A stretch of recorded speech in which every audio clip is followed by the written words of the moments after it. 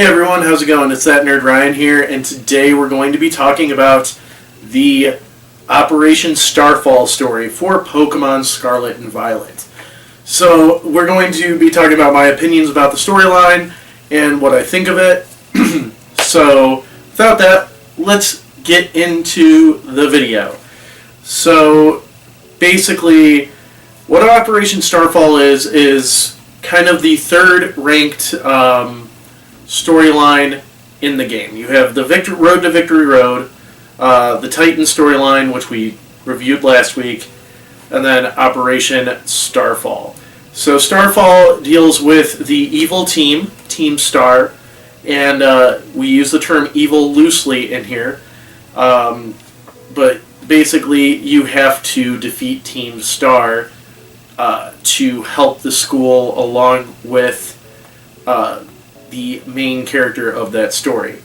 So in this, we are introduced to really one new character, but three characters. We get Cassiopeia,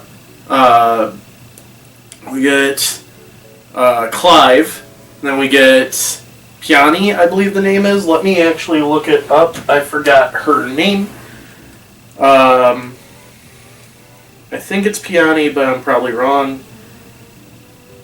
Operation Starfall.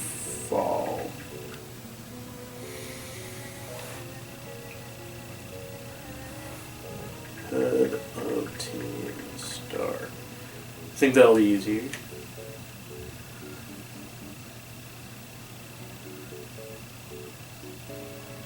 Alright.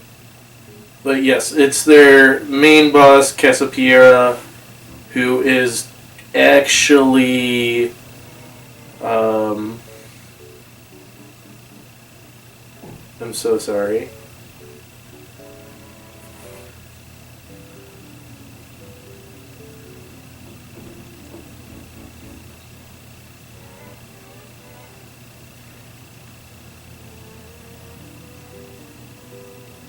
Who's actually named Penny. I was close. Peony, I said, but it was Penny. So Cassiopeia is Penny, which spoiler, but also not spoiler. We'll get why that wasn't such a spoiler in a minute. But yeah, you have to face off against 5 Team Star raids, basically. And in that, you get team badges from the leaders. And once you get all 5, you have to face off against the boss. So let's talk about the mechanics for this.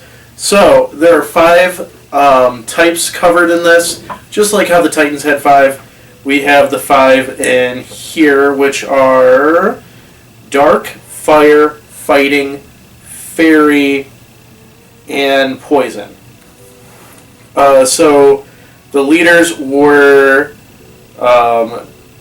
Giacomo, Maya, Atticus, Ortega, and Aerie. I will say Aerie is probably the toughest fight out of the entire game. It's actually pretty insane how much of a struggle I had with that. I did have a struggle with Atticus a little bit, I believe, or whichever one was the fairy one, but that's because I didn't know the special ability of Fido, so kind of putting that aside. But yeah, so let's talk about how the mechanics of it are. You have to first face off against 30 Pokemon before fighting the Star Boss.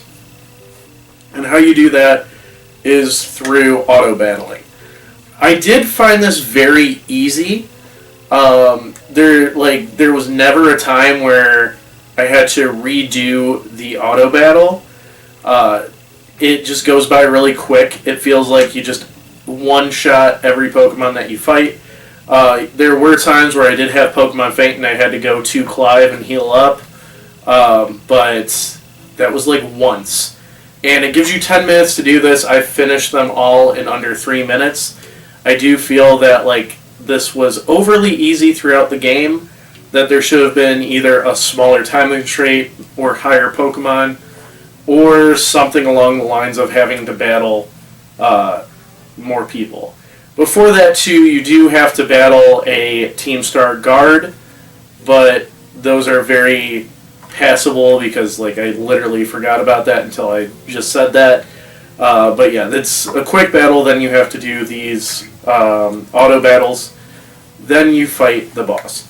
Each boss has their own rubber room that is typed towards their advantage. Each one does get progressively harder, but the Pokemon that they have before are very cut and dry, straightforward.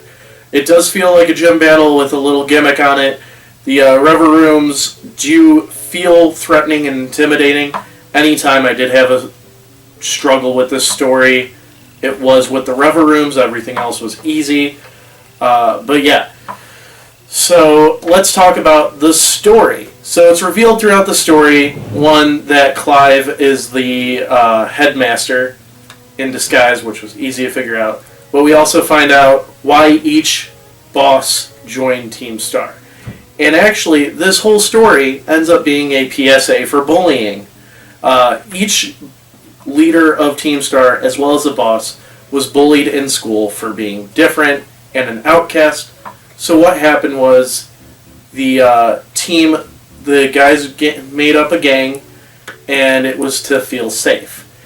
What it turned into was them ditching school and everything like that, which caused a lot of issues, each of them kind of contributing something. Cassiopeia also hacking phones and stuff like that, and they actually hack your phone to help defeat Team Star. So once you beat them all, it's revealed that you have to fight Cassiopeia.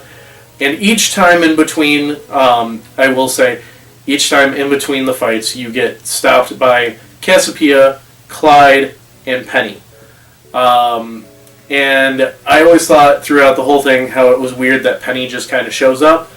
And I kind of started putting together towards the end that Penny was the boss.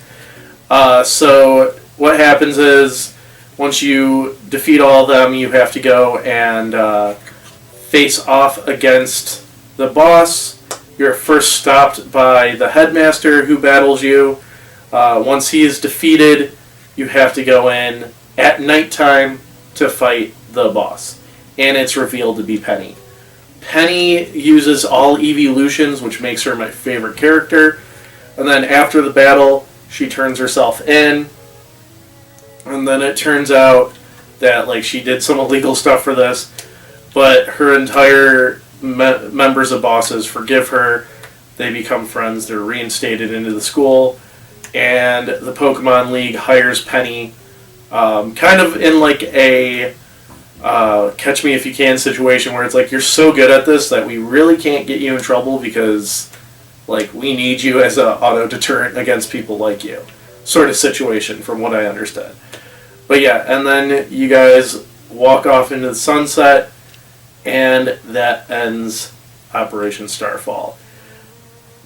It's hard to say, like, how I feel about this story, because game mechanic wise, I do feel that this is the weakest part of the story.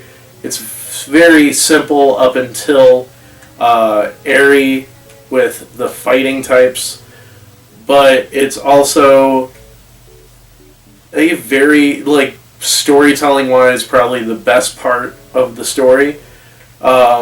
So yeah, it's very strange. I do want to put it before the Path of Legends, but I don't think I'm comfortable with putting it above Victory Road.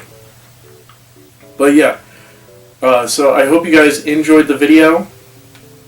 Be sure to leave a like, comment, subscribe. In 2 weeks we'll be doing Path to Victory Road, so follow for that. And make sure you guys have an amazing day. It's that nerd Ryan.